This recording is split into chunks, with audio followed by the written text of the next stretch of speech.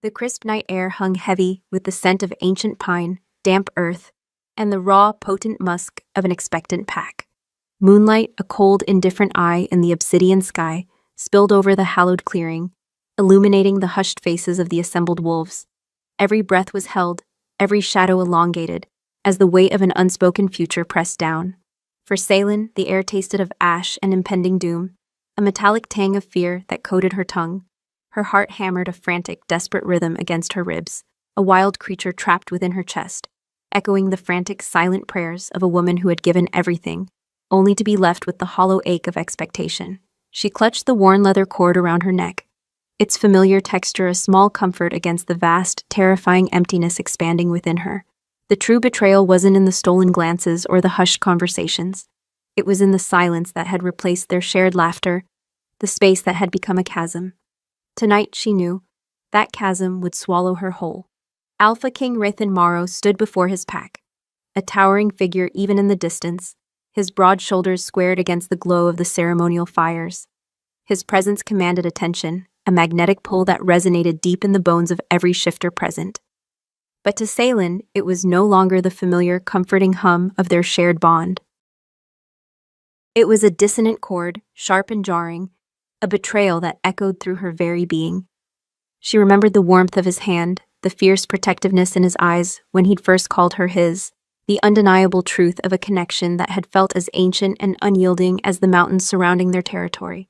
He had asked for space, for time to bear the crushing weight of his crown, and she, in her boundless love, had granted it, stepping back, fading into the periphery, a silent guardian of his peace. She had convinced herself that love, true love, could weather any storm, that distance would only make their eventual reunion sweeter, their bond stronger. Foolish, naive Salen, she had mistaken absence for patience, and quiet solitude for enduring loyalty. The pack stirred, a low murmur rippling through the crowd, as Rathan raised a hand, silencing them instantly. His voice, when it came, was deep and resonant. A sound that once made her shiver with longing, now sent a different kind of tremor through her. "My loyal pack," he began, his gaze sweeping over the faces, passing over Salen as if she were a ghost. A wisp of smoke caught in the wind. The omission was a deliberate cut, a public statement of her irrelevance before the true pronouncement. Tonight we honor tradition. Tonight we look to the future, a future of strength, prosperity, and unbroken lineage. A collective sigh of anticipation went through the assembly. Salen's knuckles were white as she gripped the cord, the cheap leather digging into her skin, a physical manifestation of the invisible chains that bound her to this moment. Her heart pounded so hard she felt dizzy, a desperate tattoo against her ribs. This was it, the moment she had simultaneously dreaded and yearned for, a twisted hope that perhaps, against all evidence, he would still turn to her, acknowledge her, if only with a glance. The truth was a physical ache, a splinter lodged beneath her ribs, grinding against bone with every breath. He wouldn't. He couldn't. The evidence of his betrayal was too overwhelming, the scent of the other woman already clinging to his skin like a second hide, a cruel testament to his fractured loyalties. Then he moved. Not towards her, not towards the quiet space she had meticulously guarded for him, but towards the edge of the clearing where a figure, cloaked in shadow until now, stepped into the firelight. A gasp, low and collective, erupted from the pack. The woman was stunning, her hair the color of midnight, eyes like polished obsidian, and a scent. Sweet, cloying, utterly foreign, yet undeniably alluring, that now mingled with Rathan's own familiar musk. It clung to him, a new, unwelcome shroud, a declaration of conquest. Her name, Roas, echoed through the clearing, whispered in awe, in admiration, in hushed curiosity. Roas, from the powerful Northern Peaks pack, known for their fierce warriors and potent bloodlines. Roas. The name tasted bitter, like ash on Salen's tongue. She was everything Salen was not. Vibrant, commanding, her wolf practically vibrating beneath her skin. A restless, powerful force demanding attention. Salen, who felt barren, wolfless. An empty vessel compared to the incandescent presence beside the Alpha King. She watched, numb, as Rathan took Royce's hand, a tender gesture that tore at the fragile remnants of Salen's composure. His gaze, once exclusively hers, once filled with a soft light, meant only for her, now lingered on Russ with an intensity that made Salen's world tilt, threatening to plunge her into an abyss of despair. It was a gaze of undeniable possessiveness, a primal claim that left no room for doubt, no room for the quiet, patient Salen, a claim that solidified the erasure of her existence. "Tonight," Rethan announced, his voice ringing with a conviction that shattered Salen's last defenses, "I present to you your new Luna. Royce, of the Northern Peaks Pack, will stand by my side, guide our people, and ensure the strength of our lineage." The words struck Salen like a physical blow, stealing the air from her lungs. New Luna, Royce, strength of our lineage. Every word was a hammer blow, crushing the fragile shards of her hope. She felt the eyes of the pack on her, not with malice, but with a pity that was far worse. Pity for the quiet, overlooked Omega, the one who had waited patiently in the shadows, only to be replaced. She could feel the subtle shift in the pack's energy, the acceptance, the anticipation of a new era. Her era, it seemed, was over before it had truly begun. The humiliation was a burning brand, searing itself onto her soul. She was not merely rejected. She was utterly erased, publicly disavowed. Her love and loyalty made a mockery. The very air around her seemed to thicken, heavy with the weight of her shame, a palpable shroud that clung to her. A wave of humiliation, hot and stinging, washed over Salen, making her cheeks flush with a barking, mortifying heat, even as her blood ran cold. She wasn't just rejected, she was utterly erased. The space she had given Rethan, the space she had thought was a testament to her love, had become the stage for her public dismissal. Her wolf, dormant for so long, remained silent, offering no comfort, no rage, just an echoing emptiness that mirrored her soul. Was she truly wolfless, or was her wolf simply too broken to even whimper, too humiliated to stir? The silence from within was a greater betrayal than Rethan's words. She wanted to run, to flee into the darkest recesses of the forest, to let the night swallow her whole, to hide from the sympathetic glances and the triumphant gleam in Ross's eyes. But her feet were rooted to the spot, trapped by the collective gaze, by the cruel finality of the Alpha King's pronouncement. She saw Royce smile, a triumphant, almost predatory curve of her lips as she leaned into Rethan's embrace, her fingers tracing the powerful line of his jaw. It was a gesture of ownership, blatant and undeniable, and Rethan, the man who had once promised her forever, accepted it without a flicker of remorse, his eyes fixed on his new Luna, with an unwavering devotion that Salen had once believed was hers alone. The sheer audacity, the cold-blooded cruelty of it, left her breathless. A low growl, barely perceptible, rumbled from somewhere deep within the assembly. It wasn't one of approval, but of something wilder, darker, a note of primal dissent that resonated sharply within Salen's shattered core. She tried to locate its source, her eyes darting through the crowd, searching, but saw nothing specific, no individual face standing out. It was a sound that made the hairs on her arms stand on end, a fleeting disruption in the otherwise celebratory hum, unnoticed by the cheering pack. It was a strange, primal note, a brief, guttural objection that vanished as quickly as it came, leaving Salen to wonder if it had been real, or merely a phantom echo of her own suppressed pain. As the pack's cheers erupted, celebrating their new Luna, Salen felt a strange, cold resolve settle over her. The searing pain began to harden, transforming into a brittle shell around her heart. She wouldn't crumble here, not in front of them. She would not give them the satisfaction of seeing her break. With a quiet dignity that belied the storm raging inside her, she turned, her gaze sweeping over the joyous faces of the pack one last time. Her eyes landed, for a fleeting moment, on a solitary figure standing at the very edge of the clearing, half obscured by the ancient oaks. He was taller than the others, broader, and even from this distance, an aura of raw power seemed to emanate from him, a silent, watchful intensity that was almost unnerving. His face was shadowed, but she felt the weight of his gaze, a dark, piercing scrutiny that seemed to see right through her carefully constructed facade, past her pain to something deeper. A shiver, not entirely of fear, traced its way down her spine. He made no move, spoke no word, yet his presence was a stark contrast to the celebratory throng. A silent, brooding sentinel in the periphery, his eyes, even in shadow, burning with an ancient fire. Then, as quickly as their eyes had met, he was gone, swallowed by the deeper shadows of the forest, leaving Salen with an unsettling sense of having been observed, truly seen for the first time in years.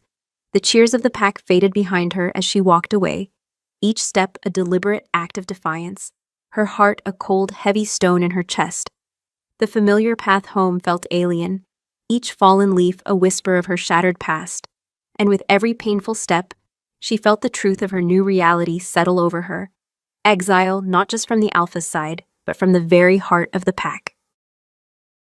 She was alone, utterly and irrevocably alone, and the forest, usually a comfort, now felt like a vast, indifferent maw waiting to consume her. But as she walked deeper into its embrace, a faint, almost imperceptible warmth sparked deep within her, a tiny ember of defiance refusing to be extinguished. What was this sensation? A ghost of her wolf stirring, or something entirely new, something dangerous and untamed? The answer, she knew, lay hidden in the predatory gaze that had briefly met hers, and the path she was now forced to walk, away from everything she had ever known, into a future she could not fathom.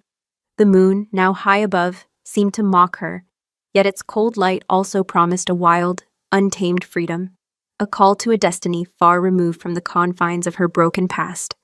The chill of the forest night seeped into Saylin's small, secluded cottage, a cold embrace that mirrored the desolation in her soul. The familiar walls, once a sanctuary, filled with the phantom scent of Wraithen and the quiet hum of anticipated futures, now felt like a tomb. Each object, a hand-carved wooden bird he'd given her, the worn blanket they'd shared by the hearth, was a sharpened splinter, digging deeper into the gaping wound of her heart. The silence was deafening, a stark contrast to the distant, celebratory howls that still echoed from the clearing, a morbid symphony of her undoing. She slid down the rough-hewn door, her knees weak, the raw edges of her humiliation flaying her. She had been a fool, a quiet shadow waiting for a light that would never return, sacrificing her own essence for a bond that had proven as fragile as frosted glass. The world, once vibrant with the promise of a shared future, was now a desolate wasteland, and she, a solitary figure, abandoned within it. She curled into herself, shivering not just from the cold, but from the visceral understanding that her life, as she knew it, was irrevocably over. Wraithen had not just taken another Luna, he had stripped Saylin of her identity, her purpose, her very place within the pack. As an Omega unmated and now publicly rejected by the Alpha King, she was little more than an outcast, a burden, a ghost haunting the edges of a territory that no longer welcomed her. The whispers about her wolflessness, her barrenness, would no longer be just whispers. They would be shouts, justifications for her dismissal, her supposed lack of a wolf. A cruel twist of fate that had plagued her since her first shift now felt like a curse, confirming her unworthiness. Where was the fierce beast within, the primal core that should have roared in defiance, in pain? Only silence, a profound, terrifying emptiness. Yet a faint memory persisted from the clearing, that fleeting warmth, that spark deep within her, a sensation she hadn't felt in years. If ever, it was quickly overshadowed by the crushing weight of her despair, but it lingered, a tiny, defiant ember in the ruins of her spirit. And then, the memory of that solitary figure, half hidden by the ancient oaks, his gaze like a brand, searing through her carefully constructed composure. His presence had been unsettling, powerful, almost predatory, yet for a split second she had felt seen, truly seen. The thought was a strange anomaly in her grief, a curious deviation she couldn't quite reconcile. Who was he? Why had his dark gaze felt like a touch, a fleeting connection in a moment of utter isolation? The first rays of dawn, pale and hesitant, crept through the small window, illuminating the dust motes dancing in the cold air. Saylin had not slept. Her eyes burned, her body ached, but her mind was a frantic kaleidoscope of shattered memories and chilling predictions. She knew she couldn't stay in this cottage, not truly. It was within Packlands, and her presence would be a constant, uncomfortable reminder of Wraithen's broken vow. She had to leave, to disappear, but where could an Omega, a supposedly wolfless one, go? The wild lands beyond the territory were harsh, unforgiving, teeming with dangers that even a strong wolf would hesitate to face alone. For her, it felt like a death sentence. A faint scent, foreign yet compelling, drifted through the cracks in her door. Not Wraithen's, certainly not Royce's cloying sweetness. This was deeper, wilder, a scent of ancient forests, of raw, untamed power mingled with something metallic, like old blood, and a faint, almost imperceptible whisper of smoke. It was the scent of the man from the clearing, she realized with a jolt, a primal recognition that prickled her skin. It was strong, too strong for him to be merely passing by. He was close. The thought was both terrifying and strangely exhilarating, an unexpected jolt of adrenaline cutting through the fog of her sorrow. Driven by a desperate need for fresh air, for anything to break the suffocating silence of her grief, Salen pushed herself up. Her legs felt like lead, but she forced herself to move, to perform the mundane tasks that anchored her to reality. She fetched water from the well, the cold bucket heavy in her hands, the familiar routine a dull balm. As she walked, her senses, usually dulled by her lack of an active wolf, seemed to sharpen. Every rustle of leaves, every snap of a twig, sent a jolt through her. She was being watched. The conviction was absolute, not paranoia, but a deep, instinctual knowing that made her hair stand on end. She could feel the subtle shift in the pack's attitude already. As she passed a few other shifters on her way back to the cottage, their eyes darted away, their greetings curt, almost dismissive. The pity she had felt last night had curdled into awkward avoidance. She was an embarrassment, a living testament to their Alpha King's ruthlessness. No one offered help. No one met her gaze for more than a fleeting, uncomfortable second. She was already in exile, even within the supposed safety of the pack. Returning to her cottage, Salen found a small, freshly killed rabbit laid neatly on her doorstep. Her breath hitched. It was a clean kill, almost surgically precise, no obvious marks of a struggle. Hunters often left prey for the elderly or infirm, but this felt different. It was too pristine, too deliberate. The rabbit's fur was still warm, a faint pulse of life clinging to it. And clinging to the fur, barely noticeable, was that same wild, smoky scent, undeniably the mysterious Alpha's. Her hand trembled as she picked it up, her fingers brushing against the soft fur. It was an offering, a warning, a silent declaration. She didn't know, but a shiver, a strange blend of fear and a bewildering sense of being cared for, traced its way down her spine. No one in the pack would leave her such a gift now. This was from him. That night, unable to eat, unable to rest, Salen found herself drawn to the edge of the forbidden forest. The ancient trees loomed, their branches like skeletal fingers, against the bruised purple of the twilight sky. Beyond the marked territory, legends spoke of rogue shifters, of ancient curses, of places where the veil between worlds thinned. It was dangerous, forbidden, especially for one as vulnerable as her. Yet a pull, a strange, almost magnetic force, urged her forward. It wasn't despair, not entirely. It was a burgeoning curiosity, a flicker of defiance, an urgent need to escape the suffocating walls of her humiliation. She walked deeper into the woods, the familiar paths giving way to untrodden ground, the sounds of the distant pack fading into an eerie silence. The air grew colder, heavier, charged with an ancient energy. The trees here were older, their roots gnarled and thick, stretching like grasping claws across the forest floor. Moonlight struggled to penetrate the dense canopy, casting the woods in deep, shifting shadows. The further she went, the stronger that peculiar, wild scent became, the smoky tang laced with something else now, something primal and deeply masculine, a scent that resonated with a forgotten part of her, stirring that faint warmth again, this time with a more insistent thrum. It was almost as if the forest itself was calling to her, or rather, he was. She stopped, her senses stretched taut, every nerve ending tingling. The air vibrated with a silent tension. She knew she shouldn't be here. This was not her place, not the safe, familiar woods of her childhood. This was the wild, a place of tooth and claw, where unmated omegas did not survive. Yet she felt a strange sense of belonging, a raw, untamed comfort in the silence. Then she saw it.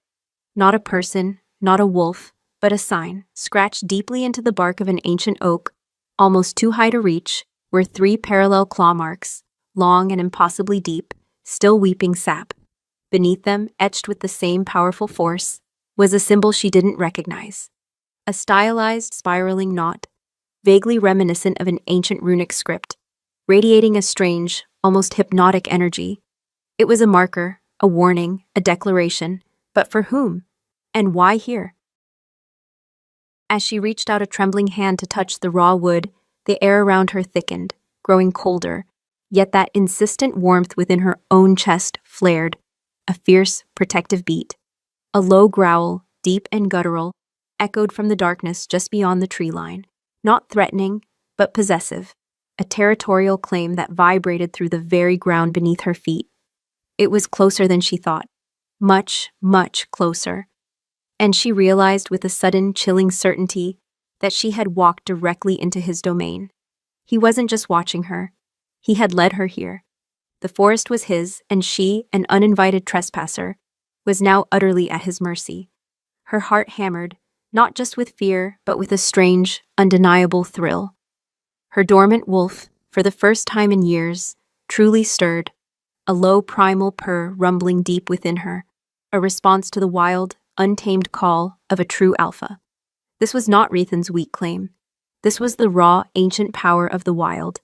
And she, the supposedly wolfless Omega, was inexplicably drawn to it.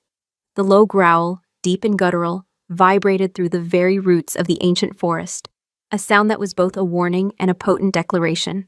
It was closer than Salen thought, so close it felt as if the rumble resonated from within her own chest, stirring that inexplicable warmth. Her breath hitched, fear coiling in her gut, yet intertwined with it was a strange, almost intoxicating sense of anticipation. Every primal instinct screamed at her to flee, to turn and run from the raw power emanating from the shadows, but her feet remained rooted, drawn by an invisible thread. The air grew thick, charged with an ancient energy, the scent of wood smoke, wet earth, and untamed wolf intensifying, filling her lungs with a heady, dangerous perfume. Then he emerged, not with a sudden burst of speed, but with a deliberate, unhurried grace that spoke of absolute confidence. He stepped from the deepest shadows beneath the gnarled oaks, a figure so imposing he seemed to dwarf the towering trees around him. His frame was immense, broader than any alpha Selen had ever seen, his muscles rippling beneath worn leather and dark furs, a testament to a life lived in the unforgiving wild. His hair, dark as raven's wings, was long and unbound, streaked with silver at the temples, framing a face that was both harshly beautiful and terrifyingly scarred. A deep, jagged scar bisected his left brow, disappearing into his hairline, and another, more fearsome one, pulled at the corner of his mouth, giving him a perpetual, almost predatory sneer. His eyes, though, were what truly held her captive, two pools of molten gold, burning with an ancient, untamed fire that seemed to pierce directly into her soul, seeing every secret, every sorrow, every hidden flicker of defiance. They were the eyes of a king, but not of a civilized court. These were the eyes of a sovereign forged in the heart of the wilderness. He stopped mere feet from her, close enough for her to feel the radiating heat of his body, the sheer force of his presence. He was the epitome of wildness, a creature of primal strength and silent menace. He didn't speak, didn't move, simply stood there, watching her with an intensity that made her skin prickle and her heart gallop. She was utterly exposed, a trembling fawn before a fully grown, magnificent predator. Her wolf, usually a phantom, now thrummed with a nervous energy, a low, persistent hum deep within her, a response to his sheer, untamed power. It was a terrifying sensation, this awakening within her, a primal recognition that transcended fear. "You stray far from your pack's broken fence, little Omega." His voice rumbled, a low growl that resonated deep in her bones. A sound rough as gravel, yet laced with an unexpected depth, a haunting melody that sent shivers down her spine. It was a voice that commanded, yet held a strange magnetic pull. He had seen her, truly seen her, not just as a rejected woman, but as an Omega, a designation that for her had always been synonymous with worthlessness. But in his voice, it sounded different, almost like a challenge. Salen swallowed, her throat dry. She tried to speak, but no words would form. Her tongue felt heavy, useless. The humiliation from Rithan's betrayal, the shame of her supposed wolflessness, all coalesced into a suffocating lump in her throat. She, who had no wolf to speak for her, could not even find her human voice. He took another slow step forward, his golden eyes never leaving hers, and Salen instinctively flinched, a small, involuntary movement of retreat. He noticed a fleeting flicker of something unreadable in his gaze. "Afraid, little one?" he mused, his voice carrying a hint of dark amusement. "Good, fear keeps the weak alive. But you are not so weak, are you? Not truly. He reached out a hand, massive and scarred, his fingers long and calloused, yet surprisingly gentle, as they brushed a stray strand of hair from her face. The touch sent an electric current through her, a jolt that went straight to her core, igniting that ember within her chest into a sudden, consuming blaze. It was terrifying, exhilarating, a primal connection that bypassed all logic, all reason. Her entire body trembled, not just from fear, but from the sheer force of the connection. The scent of him enveloped her then. Raw earth, ancient forest, and a smoky hint of something wild and dangerous. A scent that now mingled with a faint, almost imperceptible undertone of old blood and loneliness. It was a scent that marked him as an outcast, a king who ruled over his own desolate domain. "You carry the mark of a queen," he murmured, his thumb tracing a phantom line across her forehead, the very spot where Luna's binding mark would normally appear. His gaze intensified, delving deeper, as if searching for something hidden within her.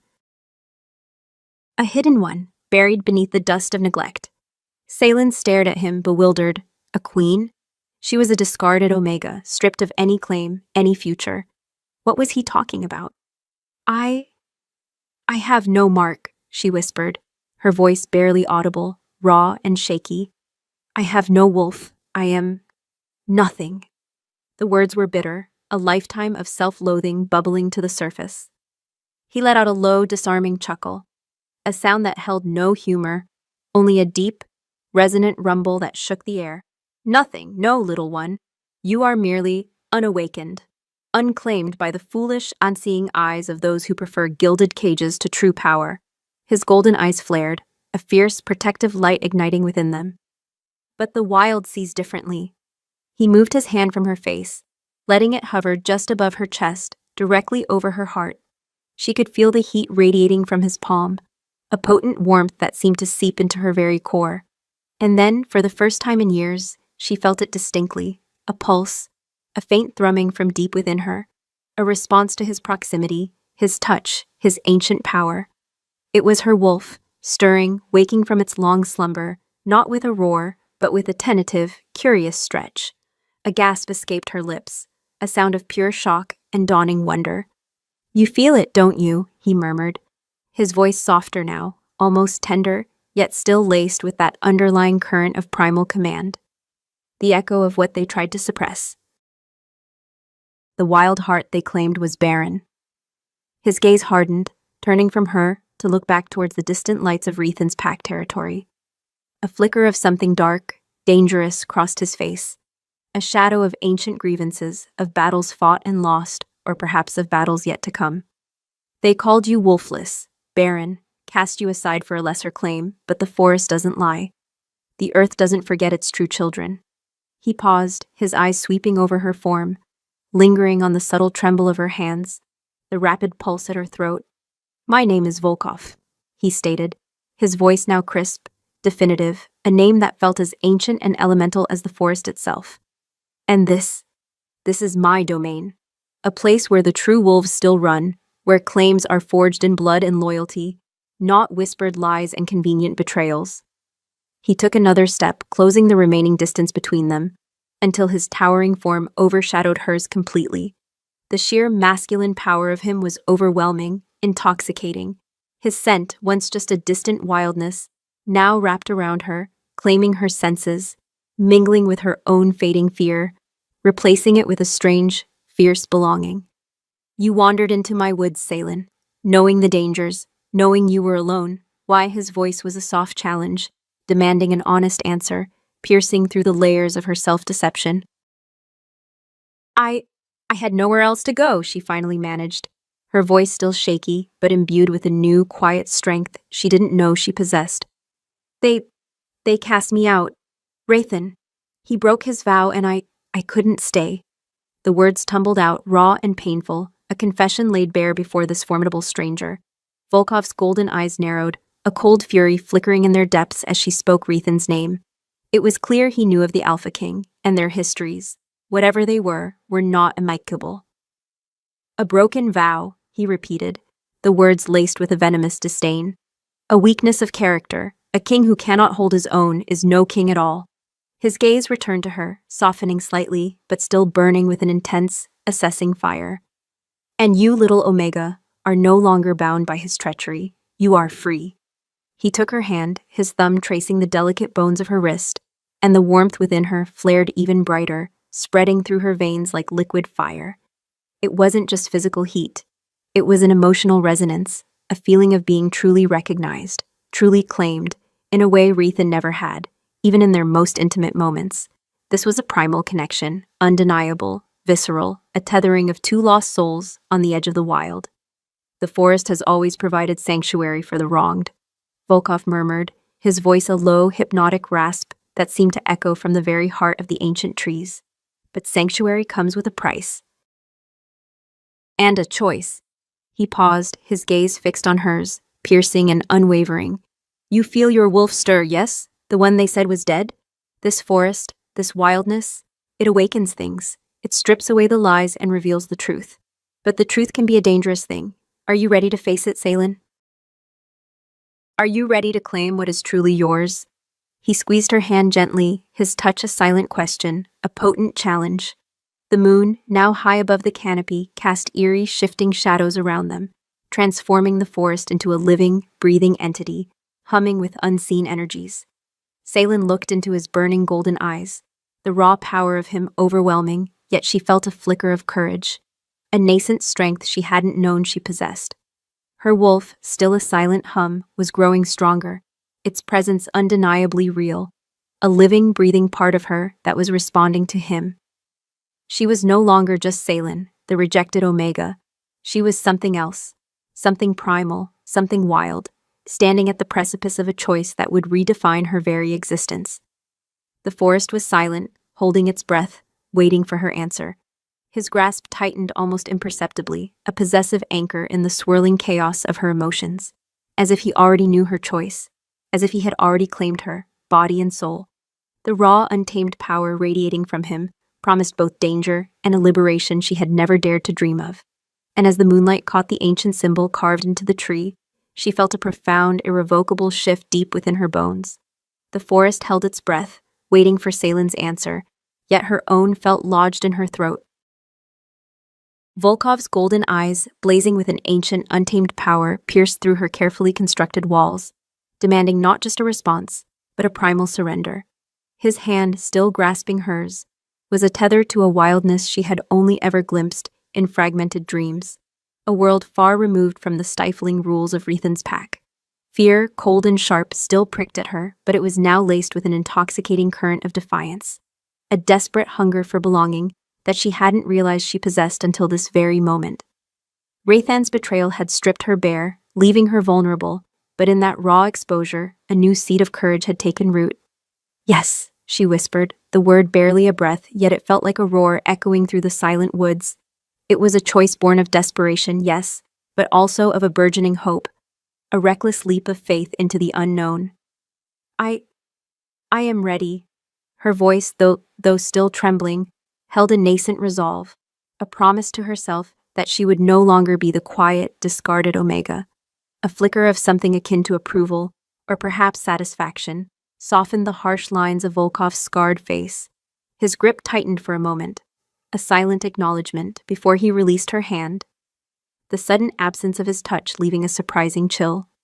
Then follow me, Salen of the Broken Vow, he rumbled, turning without another word, his powerful form melting into the deeper shadows of the ancient trees. She followed, her gaze fixed on the broad expanse of his back, the muscles shifting beneath the worn furs with every silent step. The forest, which had felt menacing just moments before, now seemed to part for them, revealing hidden paths, unseen passages. Volkov moved with an effortless grace that spoke of centuries spent in the wild, his senses acutely attuned to every whisper of the wind, every rustle of a leaf. Salen, in contrast, stumbled, her human feet unused to the uneven terrain, her eyes struggling to adapt to the shifting moonlight. She was a creature of domesticity, thrust into a world of primal instinct, and the contrast was stark, almost humiliating. They walked for what felt like hours, deeper and deeper into the forbidden territory, away from the distant fading lights of her former home. The air grew colder, the scent of damp earth and ancient pine more pervasive, mingling with Volkov's distinctive wild musk. Her legs ached, her lungs burned, but she pushed through, fueled by a stubborn refusal to fall behind, to prove herself unworthy of his, whatever this was, his reluctant sanctuary. Finally, they reached a clearing far more secluded than the ceremonial grounds of Rathan's pack. Here, the trees formed a natural amphitheater around a massive gnarled oak, its branches reaching like skeletal arms towards the sky. Before it, nestled into a natural rock formation, was a cave, its entrance partially obscured by hanging vines and dense undergrowth. It was not a grand dwelling, but it exuded a raw, ancient power, a sense of being deeply connected to the earth. A faint wisp of smoke curled from a hidden vent above, hinting at a hearth within. "This is my den," Volkov stated, his voice devoid of pride, yet laced with an undeniable sense of ownership. He gestured towards the cave entrance. "Your new sanctuary, for now." Salen hesitated at the threshold, a tremor running through her. It was dark, primal, a stark contrast to her cozy, if now desolate, cottage. But the warmth from the hidden fire within was inviting, and the thought of shelter, of rest, outweighed her apprehension. She stepped inside, her senses immediately assaulted by the rich scent of wood smoke, old stone, and Volkov's pervasive, masculine musk. The cave was surprisingly spacious, with a rough-hewn central fire pit, where embers still glowed, casting flickering shadows across the walls.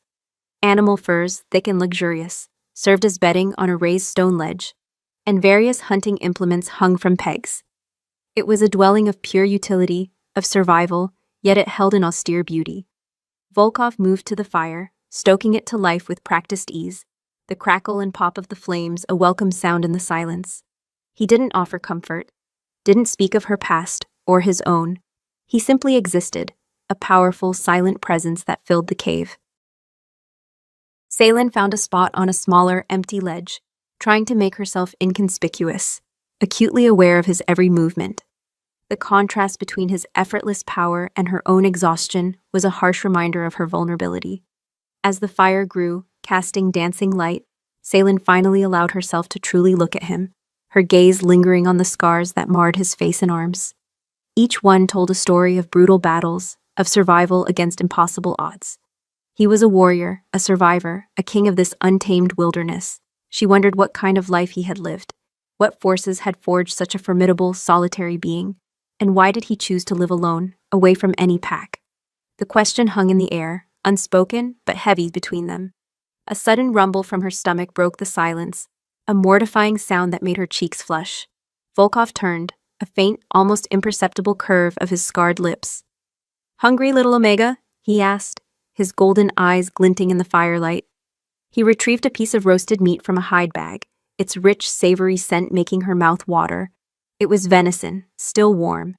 He tore a generous portion with his bare hands, his movements economic and powerful, and offered it to her. "Here," he rumbled, holding it out. "Eat. You'll need your strength." Salen took the meat, her fingers brushing his, and again that electric current shot through her, igniting the dormant wolf within. It was a simple act, a primal gesture of provision, yet it resonated deeply, a stark contrast to Rathan's grand, empty promises. Rathan had offered her a crown. Volkov offered her sustenance, survival, and a direct, undeniable acknowledgement of her needs. She ate, tearing at the meat with a hunger she hadn't realized she possessed, the wild taste a revelation on her tongue. It was the most satisfying meal she had eaten in years. Later, as the fire settled into a comforting glow, Salen sat by its warmth, feeling the exhaustion finally begin to claim her. Volkov sat opposite her, his back against the cool stone, his eyes fixed on the flickering flames, seemingly lost in thought. He was a silent guardian, his presence a heavy, protective blanket. She felt surprisingly safe here, in this rough, primal den, safer than she had felt in the heart of Rathan's pack. "Why are you alone?" she finally dared to ask, her voice soft, barely disturbing the quiet of the cave. The words felt reckless, intrusive, but a desperate curiosity compelled her. Volkov's gaze slowly shifted from the fire to her, his golden eyes unreadable. He considered her for a long moment, a silent assessment that made her heart beat a little faster. "Some choose solitude," he finally said, his voice a low rumble. "Some are forced into it. And some are simply too wild to be tamed by the weak." A shadow, ancient and profound, crossed his scarred face, a fleeting glimpse into a past that was clearly fraught with pain and conflict. My blood runs older than Rethan's, Salen. My lineage, a branch they tried to prune, but could not sever. They fear what they cannot control, and I refuse to be controlled. His words, cryptic as they were, hinted at a deeper story, a history of power struggles and ancient feuds, a world far more complex and dangerous than the one she had known. He was not just an outcast. He was a king in exile, or perhaps a king who had chosen his own throne in the wild. As she drifted toward sleep, nestled amongst the furs he provided, a strange sensation prickled at her skin. Her senses, once dulled, were now painfully acute. She could hear the faint scurry of mice deep within the cave walls, the distant hoot of an owl, the rustle of leaves outside the entrance, movements she would have never noticed before. The scent of pine and earth was stronger, richer, and Volkov's own wild musk was a constant, comforting anchor. It was as if a veil had been lifted, exposing her to a world of sensory detail she had been blind to. This awakening of her senses, this heightened perception was undeniable proof. Her wolf was stirring. It wasn't a full shift, not yet, but it was there, a growing presence, a hum of raw power deep within her core. She looked at Volkov, silhouetted against the dying embers of the fire, his profile harsh, powerful, yet strangely compelling. He was watching her, she realized, his golden eyes burning with an intensity that sent a fresh wave of heat through her. He saw the shift, the subtle changes, the burgeoning wolf within her. He was not just giving her sanctuary. He was awakening her, drawing out the hidden strength that Rathan had dismissed. And in his gaze, she saw not pity, but a fierce, possessive recognition, a silent claim that resonated with the deepest parts of her soul. Her eyes closed, but the world around her remained vividly alive, a symphony of wild sounds and potent scents. The last thought she had before sleep claimed her was of Volkov, of his raw power, his ancient scars, and the undeniable truth that in his wild, dangerous world, she was beginning to feel truly alive for the first time. She was no longer just Salen, the rejected Omega. She was something more, something new, something dangerous. And as the hunter's moon, a sliver of silver in the dark sky, cast its cold, watchful gaze over the wildwood, Salen felt a profound, almost terrifying shift in her destiny, tethered now to the powerful, scarred sovereign who watched over her sleep. The question was not if her wolf would awaken, but when, and what raw, untamed power would unleash itself from the depths of her soul. The crisp morning air in Volkov's den tasted different. It carried the earthy dampness of the cave, the rich scent of extinguished embers, and the pervasive, intoxicating musk of the alpha, who slept coiled on his furs across the fire pit. Salen stirred, her senses alive, a symphony of subtle sounds and smells that had previously been muffled by her human self. She heard the soft drip of water deep within the cavern, the faint rustle of leaves at the entrance, and the slow, steady beat of Volkov's powerful heart, a resonant thrum that seemed to vibrate through the very stone beneath her. Her wolf, no longer a phantom, pulsed with a quiet, undeniable presence deep within her, a nascent power stretching its limbs, eager to explore this newly awakened world. She watched Volkov sleep, his scarred face softened by repose, yet still etched with the weight of ancient burdens. He was a creature of raw power, a stark contrast to Rethan's polished political facade. Where Rathan had offered her a gilded cage and then dismissed her from it, Volkov offered the freedom of the wild, and with it, a terrifying yet exhilarating responsibility to truly live. The fear she'd initially felt in his presence had not entirely vanished, but it was now tempered by a profound curiosity and an undeniable pull, a recognition that hummed in her blood. He had given her sanctuary, food, and most crucially, he had seen the truth of her, the wolf she had believed was lost. As the first slivers of dawn painted the cave entrance with bruised light, Volkov's golden eyes snapped open, instantly alert. There was no grogginess, no hesitation. He was simply awake, fully present, his gaze immediately finding hers. A shiver traced its way down Salen's spine, a mix of apprehension and a strange, almost sensual awareness. He had been a silent, brooding presence, a guardian in the night, and now, in the stark light of morning, his intensity was palpable. "You slept," he rumbled, his voice rough with sleep, yet still carrying that deep, resonant power. It wasn't a question, but an observation, a statement that acknowledged her vulnerability and his own watchfulness. "Yes," Salen managed, her voice still a little husky. "Thank you." He merely nodded, pushing himself up with an effortless grace that belied his massive frame. "The wild does not wait for sleep," he stated, his eyes already assessing her. "Today, you learn to see through its eyes, to hear with its ears." He led her out into the cold, dewy forest, the air crisp and biting. The morning light filtered through the dense canopy in shifting patterns, illuminating spider webs spun with diamond dew. Volkov moved silently, a shadow among shadows, forcing Salen to push her own limits, to mimic his stealth. He pointed out tracks she would have completely missed before. A deer's delicate hoofprint in the soft earth, the faint scuff of a badger's claw on bark. Her senses, still adjusting, slowly began to pick up these subtle clues, painting a richer, more vibrant picture of the forest around them. "Listen," he commanded, his voice barely a whisper. Yet it cut through the morning sounds. Not just to the wind, but to the whispers it carries, the warnings, the hunger. Salen closed her eyes, focusing, straining. She heard the distant chirping of birds, the rustle of leaves, but then beneath it, something else. A faint, high-pitched squeak, followed by a sudden, muffled thud. Her eyes flew open. "A mouse?" she murmured, surprised at her own perception. "And something caught it?" Volkov's scarred lips curved into a rare, faint smile. "Good, your ears remember. Now your nose." He led her deeper, into a patch of dense undergrowth, the air heavy with the scent of damp earth and decaying leaves. "What do you smell?" he challenged, his voice low, close to her ear, sending another jolt through her. Salen inhaled, struggling to distinguish the myriad odors, pine, moss, wet stone, then something else, something metallic, warm, and distinctly animal. "Blood," she whispered, her brow furrowed. "And something like fear." "A deer?" Volkov nodded, his gaze unwavering, almost approving. "Fresh. A kill from the night, and yes, the fear still lingers in the air, a ghost of its passing. You feel it, don't you? The life that was here, the life that left." He was pushing her, not just to observe, but to feel, to connect with the raw, brutal cycle of life and death in the wild. Her wolf, excited by the challenge, pulsed with a stronger rhythm, a yearning to fully immerse itself in this primal world.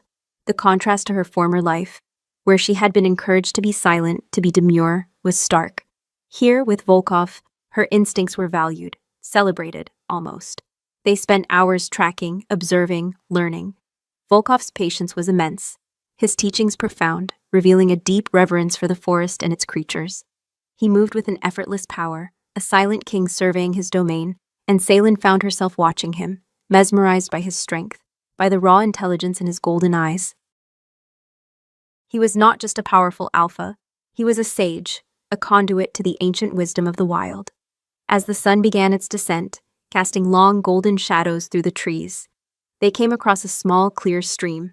Volkov knelt, cupping the water in his hands, his gaze fixed on the reflection. "Drink," he offered, his voice softer than she'd heard it all day. And look, Salen knelt beside him, the cool water a balm to her parched throat. She dipped her hands in, splashing her face, and then looked into the reflective surface, and gasped. Her eyes, usually a soft, unassuming hazel, were now flecked with gold, tiny sparks of molten light dancing within them. The change was subtle, almost imperceptible to the untrained eye, but undeniable. And beneath her left ear, just along her jawline, a faint, almost invisible mark shimmered, a delicate, spiraling knot, echoing the ancient symbols she'd seen carved into the oak tree. What is this?" she whispered, touching the mark, her fingers trembling. Her wolf surged, a wave of powerful energy rushing through her, hot and potent. Volkov reached out, his large, callous thumb gently tracing the spiraling design. The contact sent a shockwave through her, a primal current that ignited every nerve ending. His touch was both possessive and reverent, a claim without words. "The mark of the wild," he rumbled, his voice a deep, resonant hum that seemed to bypass her ears and speak directly to her soul. "The awakening, your wolf, Salen. It remembers its true nature." His golden eyes, now blazing with an almost fierce triumph, met hers in the reflection. "And the gold in your eyes, that is the mark of a true alpha, a lineage stronger than Rathan's broken bloodline could ever comprehend. You are not barren, little Omega. You are fertile with raw power, a queen, not of men, but of the untamed spirit. Her heart hammered, a frantic drum against her ribs. Alpha, queen, these were not words she associated with herself. Not with the quiet, discarded Omega. Yet looking into her own eyes, seeing the undeniable golden flecks, feeling the vibrant hum of her wolf, she knew it was true. Something profound was shifting within her. A metamorphosis unfolding under Volkov's watchful, commanding gaze. He continued to trace the mark, his touch possessive, undeniable. This mark, it will draw attention, not just from me, but from others who feel the pull of true power, and it will draw the ire of those who fear it. His voice hardened, a dangerous edge entering his tone. Rathan's pack will sense this shift in the forest. They will know something powerful is stirring, and they will seek to control it or destroy it. He lifted her chin, his gaze intense, piercing, seeing into the very depths of her soul. You are no longer an Omega, Salen. You are a nascent Alpha, a true wolf awakened. And with that awakening comes a choice: to hide, to flee, to allow them to extinguish this fire within you, or to claim it. To fight for it, to embrace the wild queen you were always meant to be. His thumb, still resting on her jawline, moved slightly, brushing over the newly visible mark. A sudden, overwhelming surge of heat flared through her, a primal recognition, and she felt a deep, undeniable connection to him, to the raw power he embodied. It wasn't just physical attraction, it was a soul-deep resonance, a bond forming in the wild, forged in the fires of awakening. Then he leaned closer, his scent enveloping her, intoxicating and dangerous. His breath ghosted across her lips, warm and potent. But know this, he murmured, his voice a low primal growl that sent shivers of both fear and desire through her.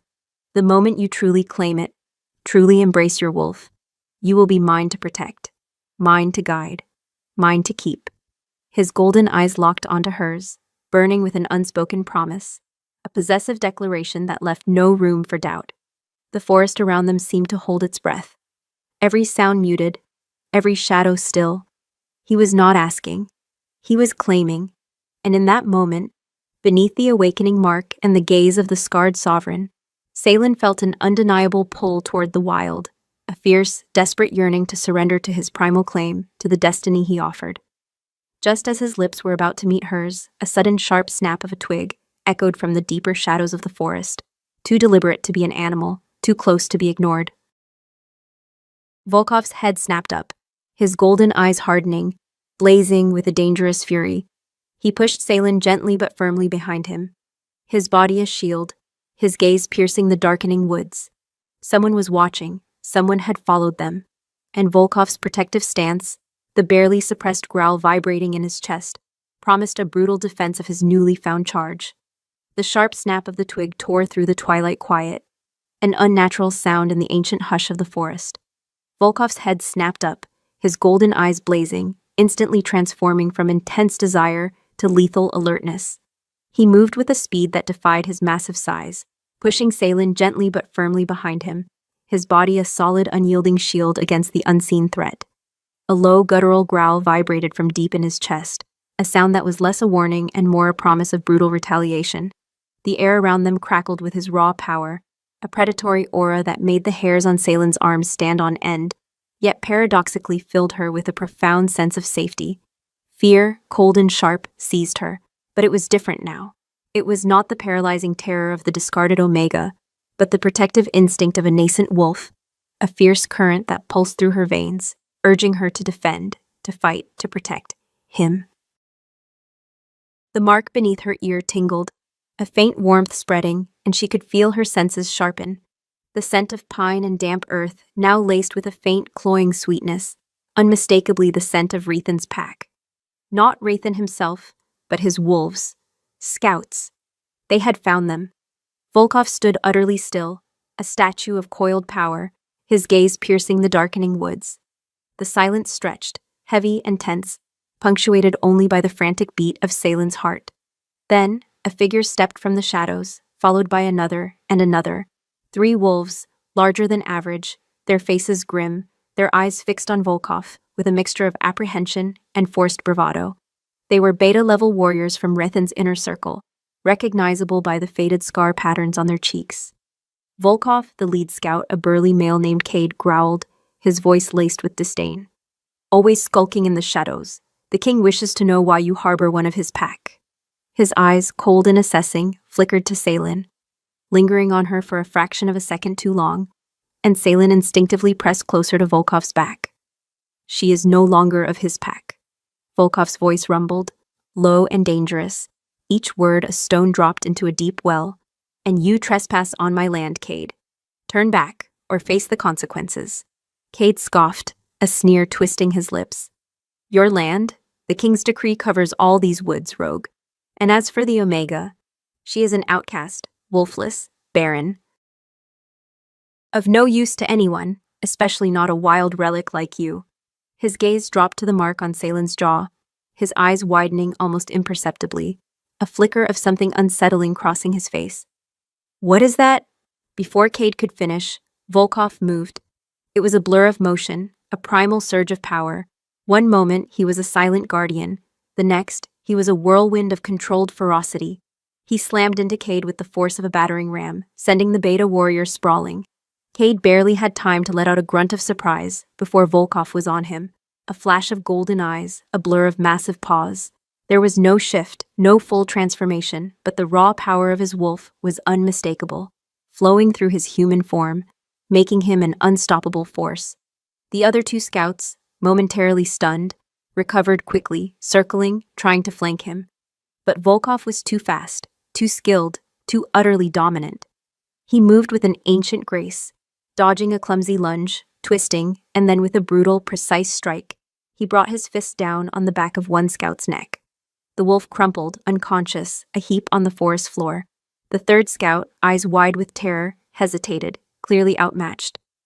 Volkov stood over Cade, his foot planted on the beta's chest, his golden eyes burning with a cold, merciless fury. Cade gasped for air, his face pale, his bravado utterly shattered. Tell your king, Volkov snarled, his voice a low, terrifying growl that resonated through the earth, that Salen is mine, and any who seek to claim her or harm her will meet the same fate as his broken promises. This is my territory, and she is my charge. He pressed his foot down, not hard enough to kill, but hard enough to make Cade whimper, a sound of pure submission. Then, with a final contemptuous look, Volkov lifted his foot, and Cade scrambled backwards, clutching his ribs, his eyes darting to his unconscious comrade. The third scout, seeing his chance, grabbed the fallen beta and, with a terrified glance at Volkov, dragged him into the shadows, disappearing as quickly as they had arrived. The forest settled back into an eerie silence, broken only by Volkov's heavy breathing and Salen's ragged gasps. She watched him, utterly captivated, her heart hammering. He was magnificent, terrifying, a force of nature. Raythan, with his political maneuvering and carefully cultivated image, seemed small, pathetic, in comparison to Volkov's raw, untamed power. This was a true alpha, one who claimed through strength and ferocity, not through hollow titles and broken vows. He turned to her, his golden eyes still burning with the afterglow of battle, yet softening as they met hers. Are you harmed? He asked, his voice rough but laced with a surprising tenderness. He reached out, his large hand gently cupping her jaw, his thumb brushing over the newly awakened mark. The contact sent a jolt of warmth through her, a comforting anchor in the aftermath of the adrenaline.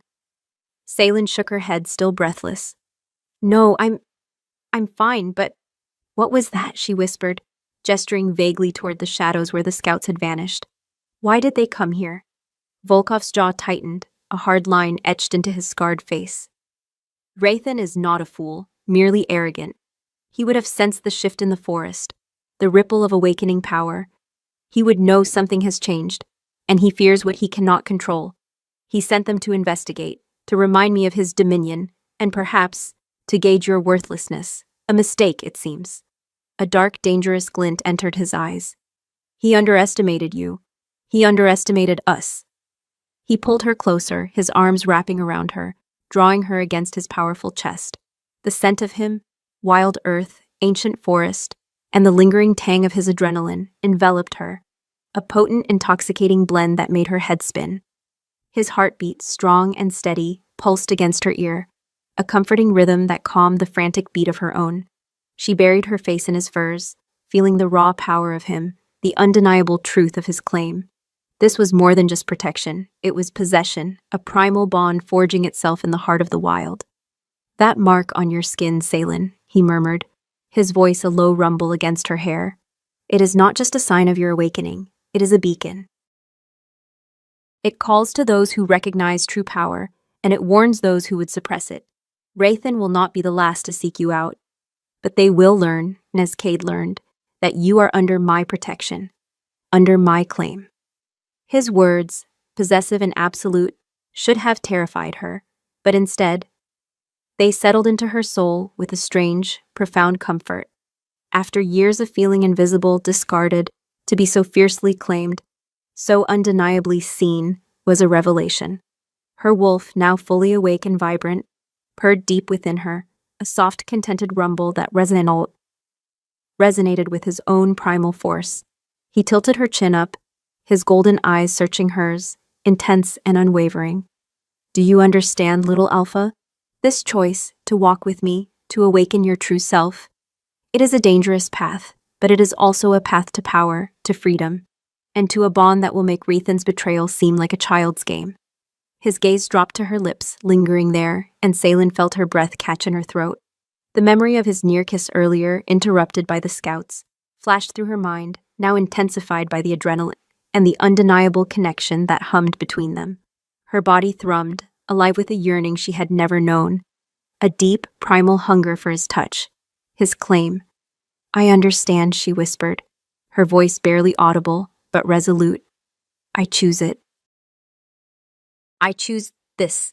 She didn't know if she was choosing him, the wild, or the path of the awakened wolf, but in that moment, they were all inextricably linked.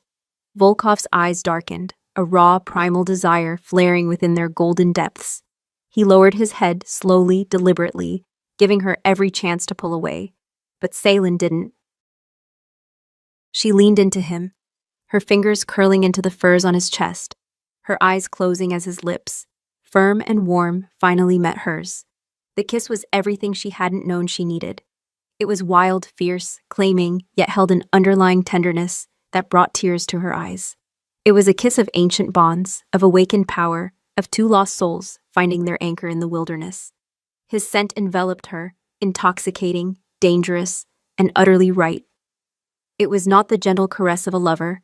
It was the raw, untamed embrace of an alpha claiming his mate, marking her as his own, body and soul. The mark beneath her ear burned, a sweet, fierce fire, and she felt a profound, irrevocable shift deep within her. The world spun, then settled, perfectly aligned, as if this was the destiny she had always been meant for. As their lips parted, his gaze remained locked on hers, burning with a fierce, possessive triumph. "Mine," he murmured, his voice thick with raw emotion, his thumb tracing the newly awakened mark on her jaw. "You are truly mine, Salen, and now the true battle begins." He stepped back, a new resolve in his eyes, a glint of steel that promised retribution. "Rathan's scouts saw your mark. They will report it. He will know, and he will come. But this time, he will face a true alpha. And a queen who has found her roar." The full moon, now a brilliant orb in the black sky, seemed to swell, pouring its ancient light over them. A silent witness to the primal claim and the inevitable storm that was brewing on the horizon. The taste of Volkov's kiss lingered on Salen's lips, a potent blend of wildness and ancient promise, yet it was swiftly overshadowed by the metallic tang of fear and the acrid scent of adrenaline. Rathan's scouts had vanished into the shadows, but their presence was a stark warning, a harbinger of the storm to come. The mark beneath Salen's ear throbbed, a living, burning brand, echoing the frantic beat of her heart. She was no longer merely the rejected Omega. She was a beacon, a challenge, and the full weight of that realization settled upon her.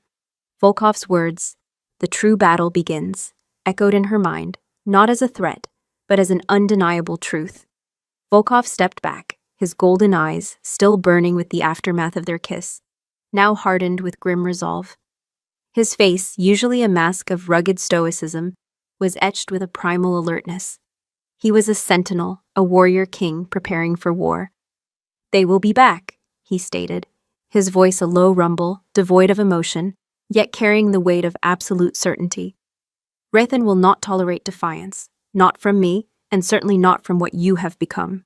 He looked at her, his gaze sweeping over her face, lingering on the golden flecks in her eyes, the mark on her jaw. He will see you as a threat, a blight on his carefully constructed dominion, and he will come for you. Salen met his gaze, her own eyes unwavering. The fear was still there, a cold knot in her stomach, but it was now laced with a fierce, protective defiance she hadn't known she possessed. Her wolf, fully awake and vibrating beneath her skin, urged her to stand, to fight, to protect this formidable alpha who had seen her truth. "Let him come," she murmured, the words surprising even herself with their conviction. "He will find a different Salen." A faint, almost imperceptible curve touched Volkov's scarred lips, a ghost of a smile. "Indeed," he rumbled. He spent the next few hours in a focused, almost meditative state of preparation. He moved with a silent efficiency, checking the perimeters of his hidden den, marking strategic points, and gathering his limited but potent arsenal of hunting knives and ancient bone spears. Salen watched him, absorbing every movement, every subtle shift in his demeanor. He was a creature of instinct, honed by years of survival, a predator who understood the delicate balance between patience and swift, decisive action. He didn't speak much, but his actions were eloquent. He taught her subtle ways to listen to the forest, to read the wind for distant scents, to feel the vibrations of approaching footsteps through the earth. Her senses, now hyper-alert, picked up on things she would have once dismissed. The nervous chatter of squirrels, the sudden silence of the birds, the faint, almost imperceptible tremor in the ground that signaled heavy movement. The air, usually just air, now tasted of distant pack, of anger, of a storm brewing on the horizon. As twilight bled into a moonless night, the forest settled into an unnatural quiet. The sounds of distant pack activity had ceased, replaced by a suffocating silence that pressed down on them.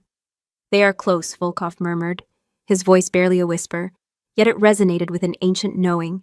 He stood at the entrance of the cave, his massive form silhouetted against the deepening gloom, his golden eyes piercing the inky blackness. They move silently, Rathan leads them. A shiver ran down Salen's spine. Rathan, the man who had broken her heart, shattered her world, now came as an aggressor, a force of destruction, but the image of him was no longer powerful, no longer intimidating. It was overshadowed by Volkov's presence, by the raw, untamed power radiating from him, a protective shield against the approaching storm. Suddenly, a low, guttural growl echoed through the forest, a sound that was unmistakably Rathan's. It was a challenge, a declaration, a roar of dominance meant to instill fear and submission. But Volkov did not flinch. Instead, he answered with a deeper, more ancient growl, a sound that seemed to rip from the very bowels of the earth, shaking the ancient trees, reverberating with a primal authority that made Rathan's challenge sound like a whimper. Salen felt it deep in her bones, a surge of adrenaline, a fierce loyalty, of a wolf awakening its full power. Then they emerged, not from one direction, but from all sides, a ring of snarling wolves and shifting shifters, their eyes burning with a mixture of aggression and righteous fury. At their head, towering and imposing, was Rathan. His eyes, usually cold and calculating, blazed with a raw, unbridled rage as they landed on Volkov, then on Salen. He saw her mark, the golden flecks in her eyes, the subtle shift in her posture, and his face contorted in a mask of disbelief and fury.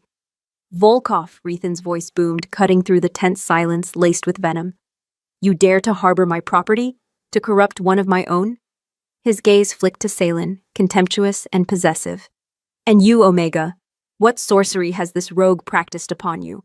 You are barren, wolfless, a disgrace."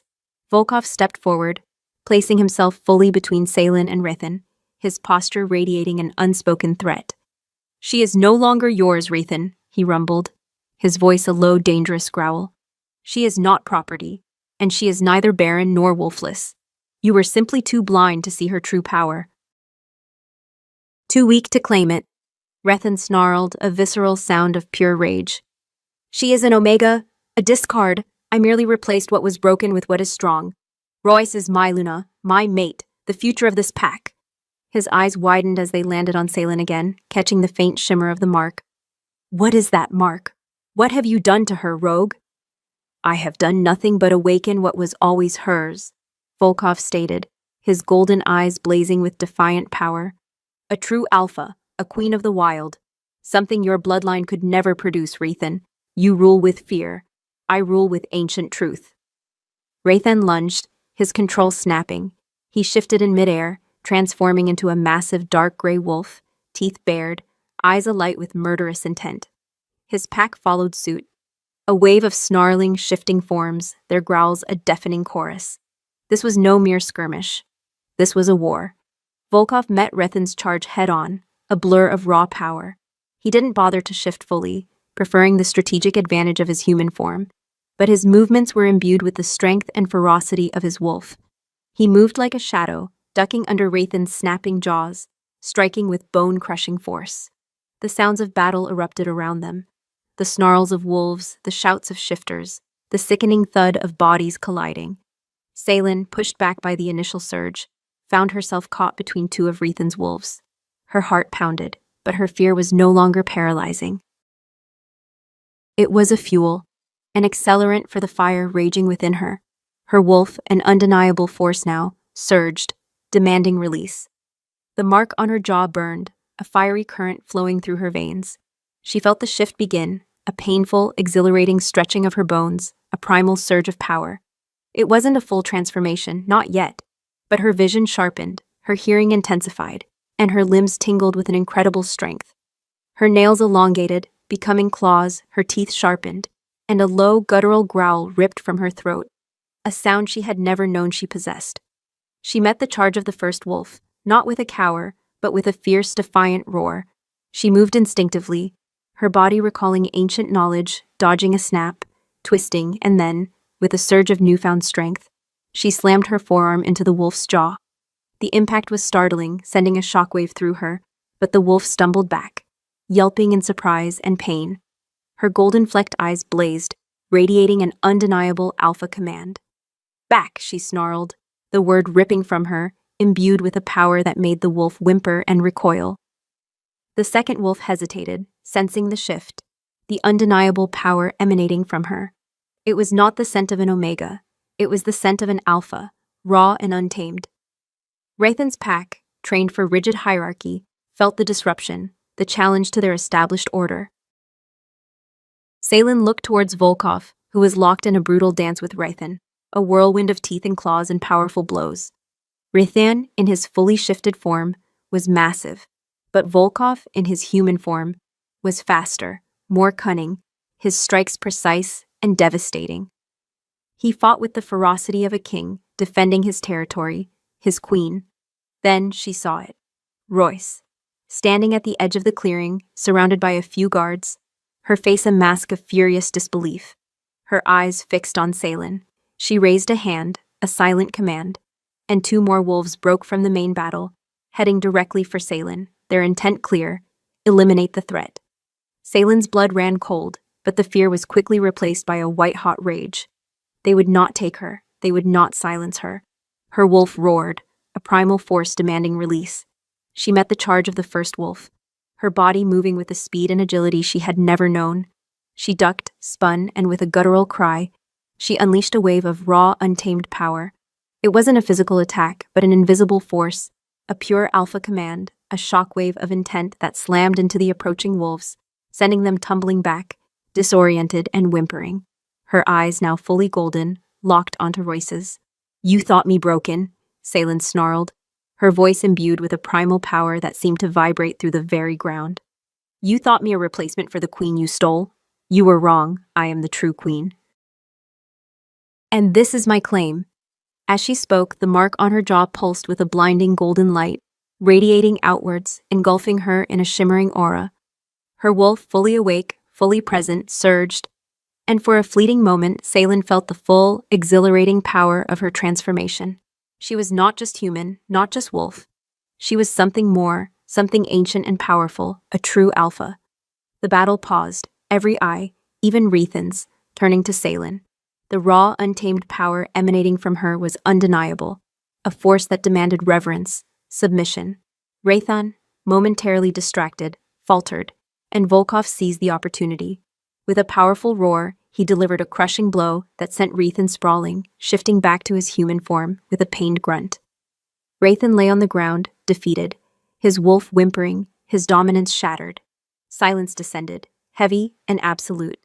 Volkov stood over Rathan, his golden eyes blazing with triumph, but also with something colder, something that promised a reckoning. The remaining pack members, their aggression replaced by stunned awe and fear, slowly shifted back to human form, their eyes darting between their defeated Alpha King and the radiant figure of Salen, shimmering with newfound power. Volkov turned to Salen, his gaze softening, a deep, profound pride filling his golden eyes. He walked towards her, his powerful frame radiating a silent strength, and took her hand. The moment their skin met, the golden aura around Salen faded, the mark on her jaw settling into a soft, steady glow. She was still Salen, but irrevocably changed. Rathan pushed himself up, his face contorted in a mask of defeat and seething hatred. His eyes, still blazing with a dangerous fury, landed on Salen, then on Volkov's intertwined hand with hers. "This isn't over, rogue," he spat, his voice hoarse, raw with defeat. "You may have stolen my Luna, but you cannot steal my crown, and you, Omega. You will never rule. This power you possess, it will consume you. It will be your undoing. The wild always devours its own." He stared at Volkov, a dark, knowing glint in his eyes. "And you, Volkov, you think you've won? You forget the price of ancient blood. The whispers, they've already begun. Your past will claim you, and your new queen will watch you fall." With a final venomous glare, Rathan turned and, with the remnants of his shattered pack, retreated into the darkness of the forest, leaving behind a silence thick with the echoes of his chilling prophecy and the unsettling truth that their victory might just be the beginning of a far greater, more ancient war. The silence that followed Rathan's retreat was not the oppressive quiet of fear, but the deep, resonant peace of an ancient forest reclaiming its dominion after a brutal storm.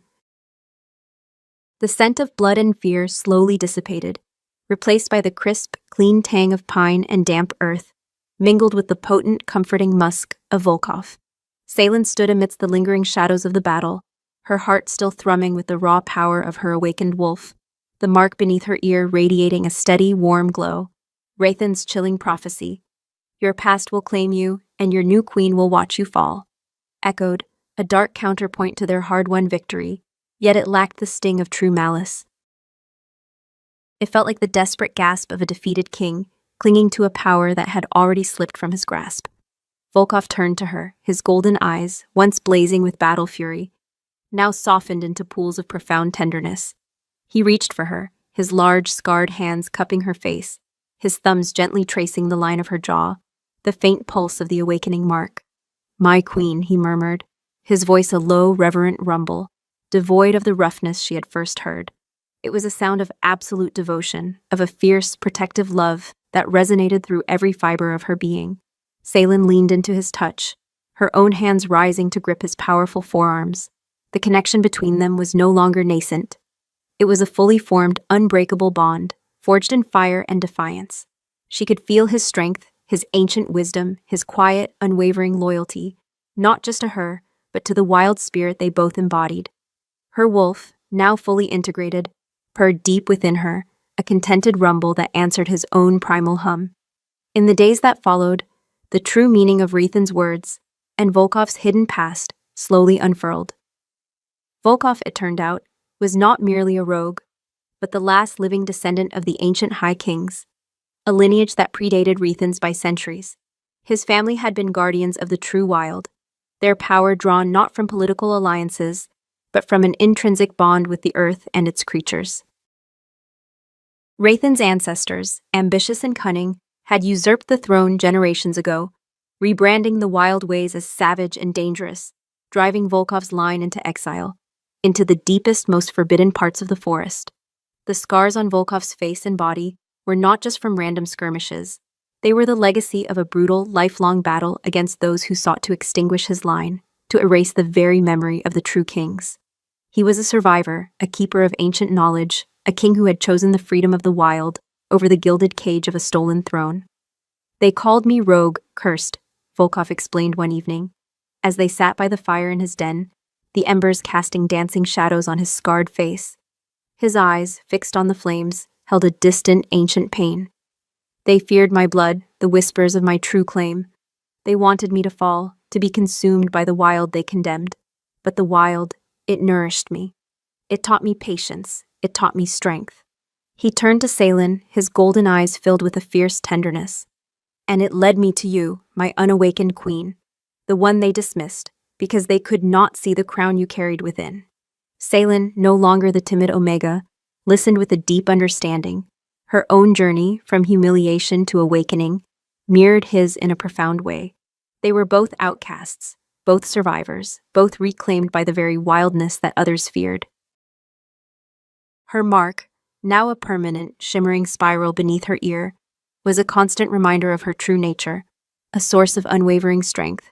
Her golden-flecked eyes, once a subtle change, now gleamed with the undeniable authority of an alpha, the raw wisdom of a queen.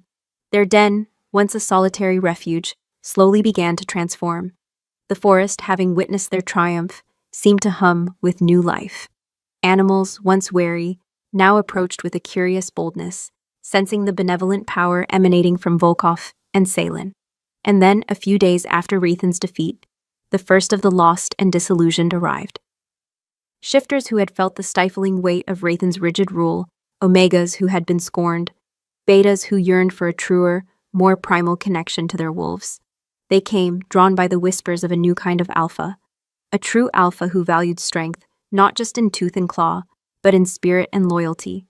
They did not form a traditional pack, not in the way Rathan's territory operated. Volkov and Salen ruled not with fear, but with wisdom, guidance, and a deep reverence for the wild. They taught the newcomers to hunt, to track, to listen to the ancient rhythms of the forest. Salen, in particular, blossomed into her role as Luna, her empathy and quiet strength balancing Volkov's raw power. She learned to shift fully, her wolf a magnificent silver-gray creature, silent and swift, its golden eyes mirroring her human form. Her shifts were no longer painful, but exhilarating, a seamless merging with her primal self. The bond between Volkov and Salen deepened with every passing day, a profound, soul-deep intimacy that transcended words. Their nights were filled with the primal comfort of shared furs, the raw passion of two wolves finally finding their true mate. Their love was fierce, untamed, built on mutual respect and an undeniable, ancient connection that resonated through their very beings. He was her anchor, her guide, her king of the wild. She was his queen, his solace, the one who had awakened his hope after centuries of solitary struggle. Rathan's prophecy, "Your past will claim you," proved to be true, but not in the way he intended.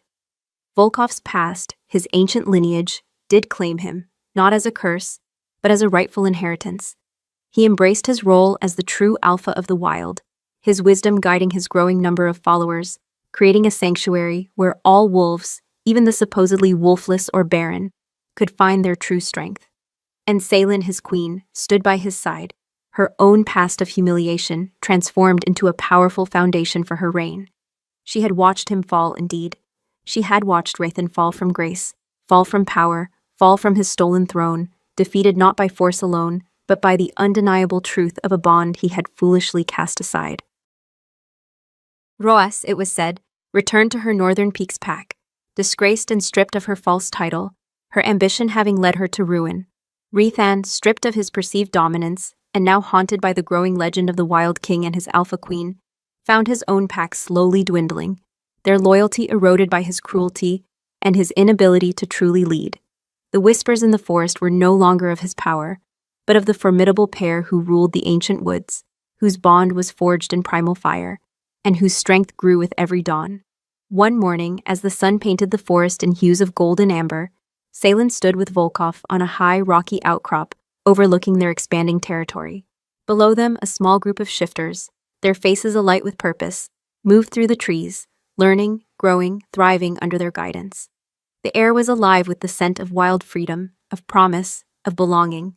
Volkov turned to her, his golden eyes gleaming with a love so profound it took her breath away.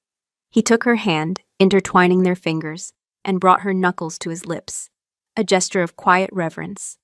"The dawn has been claimed, my Salen," he murmured, his voice thick with emotion. "And with it, our destiny." Salen smiled, her heart overflowing. She was no longer waiting in the quiet, no longer guarding an empty space.